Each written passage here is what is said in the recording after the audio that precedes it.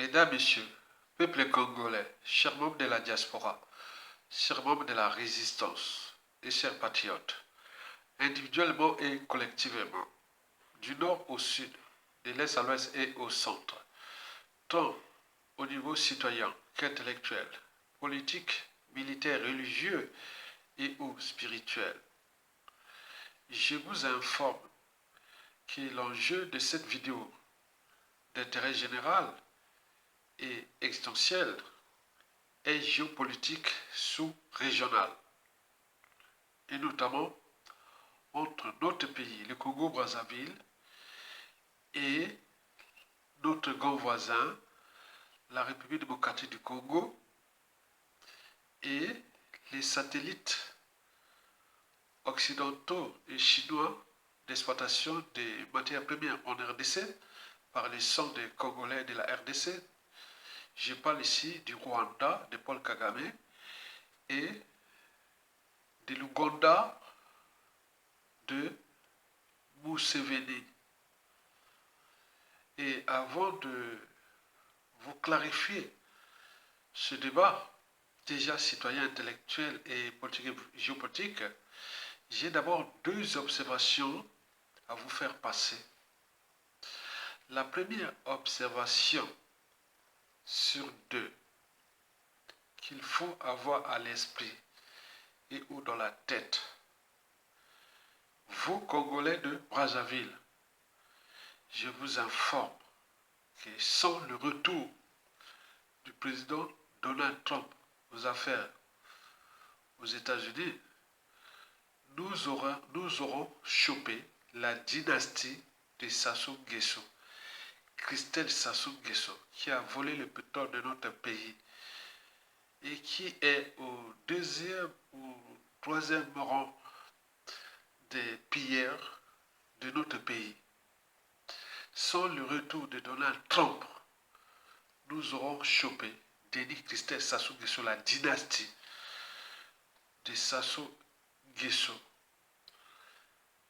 Et pour cause, les planètes étaient alignées jusqu'à la fin 2024, puisque le président Joe Biden ou même Kamala Harris, s'il était élu, Paul Kagame et la France-Afrique d'Emmanuel Macron et l'Union européenne, tous étaient alignés derrière Denis Christelle Sassou Nguesso. C'est raté, mais ce n'est pas fini. Il faut tenir compte de cette observation. Nous aurons chopé Denis Christelle Sassou Nguesso sans scrupule, comme la France-Afrique avait fait au Togo, au Tchad et au Gabon. Et le ciel n'est jamais tombé. Donc, Denis Christelle Sassou Nguesso est en partie en difficulté à cause du retour de Donald Trump. Et si on n'en profite pas dans ce contexte géopolitique pour déposer Sassou Nguesso, il est certain que Christelle Sassou Nguesso sera toujours en guet-apens, puisque nous n'avons plus d'armée. Depuis l'incarcération du général Jean-Marie Michel Mokoko, les armées n'ont pas pris les responsabilités. Depuis les coups d'État, depuis les assassinats, etc., un pays détruit, on n'a pas d'armée. Et donc, il faut savoir ça. La deuxième observation sur deux, à en tenir compte, c'est surtout le complot qui est en cours en République démocratique du Congo. Puisque les enjeux sont tels que, si et seulement si, la classe politique congolaise de la RDC, qui est déjà problématique au regard des conflits d'intérêts, du tribalisme, etc., de l'anthropologie bantou qui est mauvaise. Comment cela se fait-il que ce pays qui est au premier rang mondial des minerais et des terres rares, au deuxième rang mondial des écosystèmes forestiers, faunistiques et floristiques, etc., qu'on a tout balancé dans mes vidéos, mais ce peuple est incapable de s'entendre ensemble pour dégager les mauvais et chercher à rétablir la liberté, la dignité, la vie et la souveraineté de ce peuple. Certainement pas. Ils sont là en train de tourner en rond. On est venu, nous, résistants du Congo-Brazzaville contre Denis Sassou Nguesso, mais on est venu là les accompagner à essayer un peu de les aider. Rien du tout, ça tourne en rond. Et donc, il faut tenir compte de ces deux observations. Alors, suivez-moi pour quelques éclairages euh, politiques, géopolitiques et existentiels déjà de la République démocratique du Congo, notre convoisin, et de nous, Congolais de la RDC et de toute l'Afrique centrale. Et donc ce qui se passe en RDC a des impacts dans toute la sous-région, puisque c'est le plus grand pays d'Afrique centrale et le deuxième du continent, en termes de superficie, le quatrième en population, etc. Vous imaginez les enjeux. Et c'est ce que je vais vous expliquer en 3 points essentiels. Le premier point essentiel sur 3 sera les faits qui se passent en ce moment. Le deuxième point, ce sont les acteurs du moment, les acteurs politiques et géopolitiques du moment, que vous devez en tenir compte. Et le troisième point sur 3, ce sont des éclairages citoyens intellectuels au regard des 2 points précités. Explication. D'abord les faits. Lecture. Urgent. Afrique du Sud. C'est confirmé pour une tête-à-tête entre Félix Tshisekedi et Joseph Kabila pendant 55 minutes. Ce fut le jeudi 18 septembre 2025 à Pretoria, en Afrique du Sud, en présence du président sud-africain Cyril Ramaphosa et l'ancien président Thabo Mbeki. Rien n'a pu fuiter de leur entretien jusque-là. Une rencontre ultra sécurisée, sans la présence des collaborateurs ni de la presse. Juste après leur entretien, le président congolais Félix Tshisekedi a pris la route pour l'aéroport militaire de la capitale sud-africaine où son avion est resté immobilisé à son attente. Aux dernières nouvelles, on nous parle de fiasco. Cette rencontre a accouché d'une souris qui, pour Félix Tshisekedi, ce fut là l'occasion de revoir Joseph Kabila, qui, pour lui, est le retraite. Il est devenu le fugitif, puisque le tribunal militaire de la RDC l'a condamné à point de choses. Donc, il devient un fugitif. Et pour Félix Tshisekedi, qui voit que Joseph Kabila est les retraites et tout ce que je vous ai dit, mais pour Joseph Kabila, il voit là Félix Tshisekedi comme les traîtres, comme les points, comme on peut. Donc, le divorce est déjà consommé. Est déjà consommé, puisque pendant Joe Biden, Joseph Kabila a tenté plusieurs fois à assassiner Félix Tshisekedi, puisque pour lui, il avait rempli le pacte de continuer à détruire les RDC. Et puis pour Félix Tshisekedi, il voit là un gars qui est un fugitif, qui est là, qu'est-ce que ça veut faire? Voilà, donc c'est ça. Le divorce est consommé. Le climat de méfiance et de défiance était total. On parle aussi des conflits d'intérêts majeurs, puisque le président Thabo Mbeki, c'est lui qui a placé, qui a entretenu Félix, qui a entretenu Joseph Kabila, sous ordre des démocrates américains, des Clinton en passant par les Obama jusqu'à Joe Biden. On est bien d'accord? Et donc là, il y a un cœur des enjeux des conflits d'intérêts majeurs. On parle d'arbitrage, c'est-à-dire le président Cyril Ramaphosa, qui, pour l'instant, c'est le protecteur quelque part de Félix Tshisekedi, puisqu'il est allé là-bas et pour rencontrer Joseph Kabila, ça ne pouvait pas se passer ailleurs.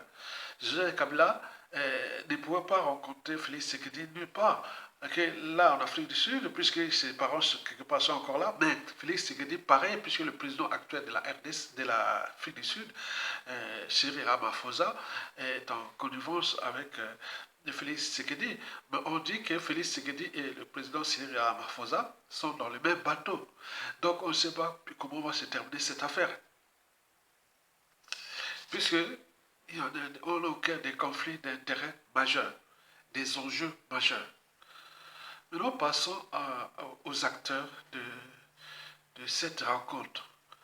Nous avions vu quatre principaux acteurs au cœur de cette rencontre-là qu'il faut en tenir compte. Il y a le président Félix Tshisekedi, puis Joseph Kabila, le fugitif, et le président sud-africain Cyril Ramaphosa et son prédécesseur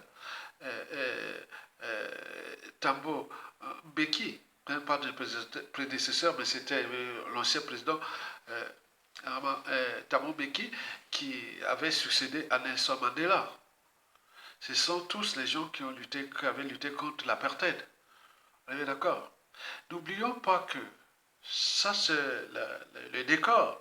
Quand on parle de Félix Tshisekedi, de Joseph Kabila, de Cyril Ramaphosa et de Thabo Mbeki, ça, c'est le décor.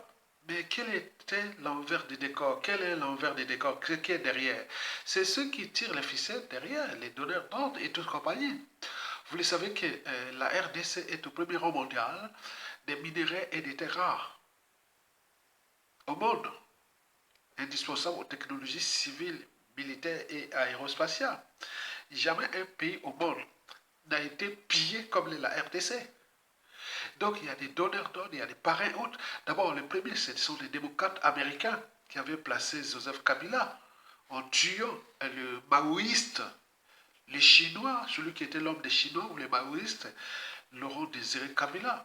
Donc il a tué son père adoptif et il a été placé par les Clinton. Et que les républicains sous George Bush fils l'ont laissé, voilà, c'est pas grave. Mais après, les démocrates américains de Obama ont repris et ont continué le jeu jusqu'à Joe Biden. Maintenant, là, on arrive à Donald Trump. Stop. On est là vers un processus de dire, on arrête là. Donc, les démocrates américains, avec tous les réseaux des George Soros, du Suisse Glencore, de la France-Afrique, de l'Union européenne et même des Chinois, etc. Tous sous protection parce qu'on ne veut pas que ce pays-là soit aux mains des gens capables de protéger leur magots, leur richesse, etc. Donc, c'est ce jeu-là.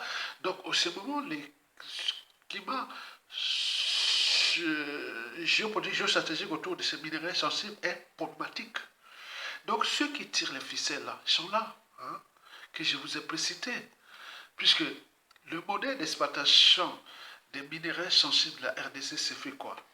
Et il y avait les Américains, c'est-à-dire les démocrates, il y avait l'Union européenne, quelque part les Chinois aussi, donc l'argent, les mercenaires et les armes arrivaient au Rwanda. Et les Rwandais, avec ces mercenaires, les armes et l'argent, allaient semer les bazars au nord et sud Kivu, c'est-à-dire les provinces de l'Est de la RDC. Depuis l'Utiri, la frontière avec l'Ouganda, en passant par le nord et sud Kivu avec le Rwanda et le Burundi. Et c'est là que désolation, on parle de 20 millions de morts depuis ces 25 dernières années. Vous imaginez que le modèle, c'est ça. On allait apporter la mort là-bas, et créer le bazar, et voler les pillages et autres. Donc ça fonctionnait comme ça. Et Joseph Kabila et les partenaires, tout ça, se sont enrichis. Ils ont des magots. Même Thabo Mbeki était dans le coup, etc. Ils sont enrichis, ces fondations et tout compagnie. Donc vous imaginez les enjeux et qui se passe là derrière, les gens qui tirent le ficelle derrière. Et pour exploiter ces minéraux sensibles, ces minéraux, voilà. Donc vous avez, nous sommes, et depuis, nous sommes à l'apogée de ce modèle de pillage systémique qui a occasionné la mort de beaucoup de Congolais, dont le docteur Denis Mukwege qui était reçu ici hier à Montreuil, qui en Seine-Saint-Denis, voilà, et donc j'étais parti voir sa conférence qui a fait Denis Mukwege, j'étais parti là-bas, voir, voilà, donc lui joue les palliatifs et tout ça, donc on tue, on voilà, donc lui, voilà, vous comprenez ça, qu'en RDC, même quand il y a eu les élections dernières en 2024, Mukwege n'a pas eu de suffrage parce qu'on sait qu'il rentre dans le jeu, hein, parce que si on ne peut pas avoir les prix de paix, et même tout, donc c'est un jeu occidental avec les Américains et l'Union européenne, la France-Afrique qui tiraient le ficelle derrière, d'où l'acharnement de la France derrière cette histoire-là. On est bien d'accord. Et donc là, sont des décisions se déplacer. Hein. Donc c'est maintenant les Américains de Donald Trump et puis les Chinois qui sont là. Donc il y a une guerre là qui se passe, une guerre hybride de monopole des minéraux et des terres rares de la RDC. Et donc tout ce système-là s'effondre sous Donald Trump. Mais est-ce que ça va exister encore longtemps? Donc il court et prie qu'il Donald Trump et qu'il arrive les sushis à Donald Trump, à Félix Tshisekedi, etc., qui ne veut pas aller, voilà, ben, il va doucement, mais c'est pour cela demande du temps, mais je pense que et si les RDC ne comprennent pas les enjeux actuels, il est certain que si Donald Trump, à un moment, je ne sais pas, par X raison, chute et les démocrates reprennent le flambeau, il est certain que les Kabila, les Paul Kagame vont revenir là. En ce moment, Paul Kagame, Kabila et les Thabo Mbeki sont en position de faiblesse. Thabo Mbeki, le parrain, les démocrates américains, Joseph Kabila, les Museveni, tout ça sont en position de faiblesse parce qu'il y a Donald Trump. Et il y a un deal qui tarde à signer. Si le deal est signé, on parle de mercenaires américains sous les républicains et tout comme ils sont déjà là pour dire à Paul Kagame qu'il stop, il ne va plus continuer à jouer ce jeu-là. Nous voulons apporter le plan Marshall en RDC, le plan Marshall et le plan Truman, c'est-à-dire le plan Truman en RDC, déjà sécurisé. Et la RDC du point de vue de militaires et paramilitaires pour qu'on ne vienne pas encore. Voilà. Et puis de l'autre côté, le plan Marshall, c'est-à-dire exploiter, comment on appelle, apporter les capitaux pour qu'on puisse déjà développer la RDC tout en, en damant le pion à la Chine, parce que la Chine a acquis le monopole des minéraux et des terres rares de la RDC depuis les Kabila. Et donc il y a des enjeux derrière qui sont là, où il y a deux forces antagonistes qui sont là, c'est-à-dire Félix Tshisekedi avec Donald Trump et les républicains, et de l'autre côté les démocrates et les Thabo Mbeki, les Paul Kagame et tout ça qui sont là. Donc on ne sait pas à ce moment ce qui va se passer. Voilà pour les acteurs en présence. Maintenant, allons voir du côté comment on appelle, des stratégies, des problématiques, de la situation, du contexte et des enjeux, et voir des perspectives. Donc, sous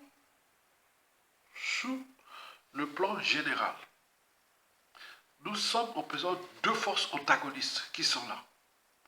Il y a des forces qui ont acquis le monopole d'exploitation des minéraux stratégiques de la RDC dans la Chine, qui n'osent pas lâcher le morceau, et donc qui jouent en coulisses, et donc ils se ça de s'entendre avec l'Union européenne ou la France-Afrique, ça ne marche pas. Mais les démocrates américains attendent au guet-apens que Donald Trump peut-être qu'il peut arriver un souci, qu'on reviendra. Maintenant, aujourd'hui, les deals qui devaient être signés, il n'est pas encore signé, ça tarde, et donc ça fait gagner du temps à la France-Afrique, aux Chinois, au Kagame, au Museveni et à Thabo Mbeki. Mais quoique, depuis cette histoire-là de Elon Musk, qui a voulu comploter contre Ramaphosa, Cyril Ramaphosa, qui aujourd'hui est en position de force. Pourquoi en position de force? Pourquoi il a convoqué ça en position de force? Parce que ce qui s'est passé entre Donald Trump et son allié Elon Musk, qui au départ était associé aux démocrates américains, puisqu'il vivait en Californie, et qui a eu des embrouilles avec Joe Biden, donc on l'avait chassé, donc il était parti s'installer en Floride, là où il mène ses programmes spatiaux, etc. Mais depuis, il a financé la campagne de Joe Biden, de Donald Trump, qui a gagné les élections. Maintenant, aujourd'hui, ils sont en méfiance, le climat de méfiance, ils sont plus. Donc, quelque part, Ramaphosa règle ses comptes à Elon Musk, qui, au départ, a voulu comploter contre lui en s'inspirant des Afrikaners et beaucoup de choses qui sont passées en Afrique du Sud. C'est bien que l'Afrique du Sud, pour les 100 prochaines années, n'aura jamais un blanc qui va diriger l'Afrique du Sud, jamais. Donc Ramaphosa, quels que soient les enjeux politiques nationaux, mais il sera toujours soutenu par les Zulus, par ceci, quels que soient les gens. Donc, Elon Musk qui a voulu jouer le hold-up, l'OPA contre Ramaphosa, donc il est en position de faiblesse. Donc Donald Trump est obligé aussi quelque part de jouer le jeu de Ramaphosa, et puisque les amis de nos amis sont nos amis. Ramaphosa est l'ami de Félix Tshisekedi. Par translation, Félix Tshisekedi devient l'ami de Donald Trump. Et donc ça se passe là. Donc les gens qui sont en ce moment en position de faiblesse, c'est Elon Musk, qui est sud-africain et qui voulait comploter contre le président de son propre pays sous l'autel ou sous prétexte du racisme, de point. Donc, Elon Musk est en position de faiblesse en Afrique du Sud, dans son propre pays.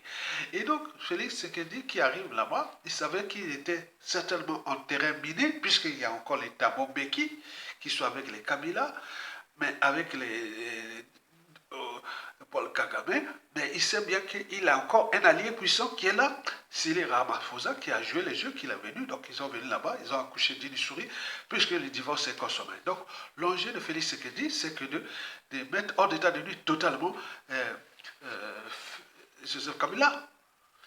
Et par translation, Paul Kagame, mais ils attendent la signature de ces deals-là qui tardent à venir, puisque les forces centrifuges qui sont derrière qui s'opposent à Donald Trump sont tels que, quand vous entendez Glencore, George Soros, etc., tous ces milliardaires et tout ça qui sont contre les minéraux et tout compagnie, donc il y a une guerre qui se passe là.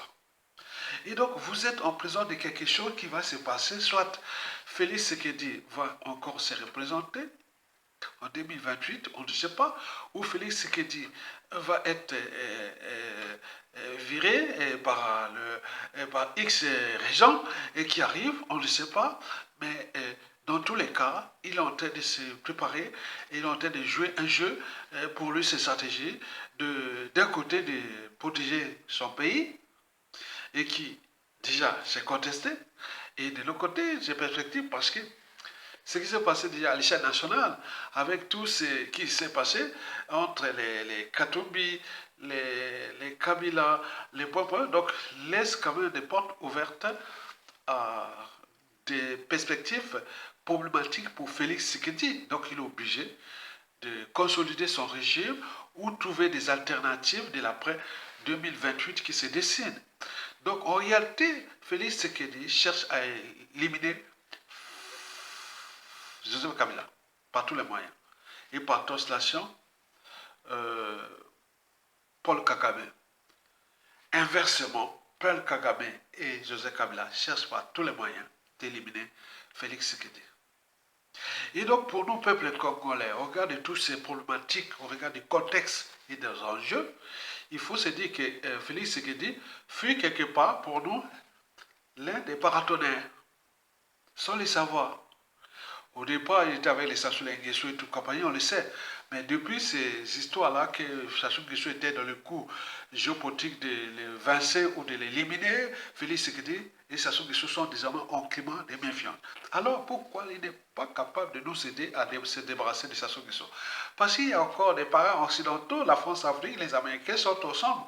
Si on donne le signal que ce soit Donald Trump, que ce soit Popo, ils vont certainement nous aidera à se débarrasser de Sassou Nguesso.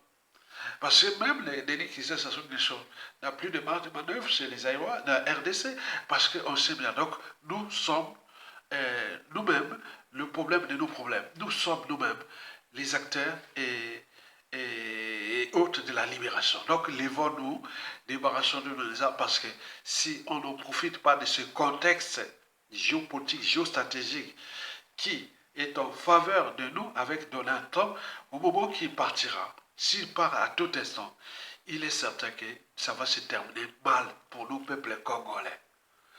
Ça va se terminer très mal parce que je vous l'ai dit que les planètes étaient alignées jusqu'en janvier 2025 à Christelle Sassou Nguesso. Parce que les démocrates américains, la France-Afrique, Paul Kagame, etc. et les mercenaires qui étaient déjà prêts pour nous déposer, c'est-à-dire installer Christelle Sassou Nguesso au pouvoir. Et jusqu'à combien encore, nous allons continuer à être comme des spectateurs. C'est pour cela que nous devons nous préparer à se mettre dans la rue à défaut d'un coup d'État militaire salutaire. Likez, partagez et soutenez la résistance. Pas d'élection avec Sassou Nguesso cette fois-ci, c'est fini ça.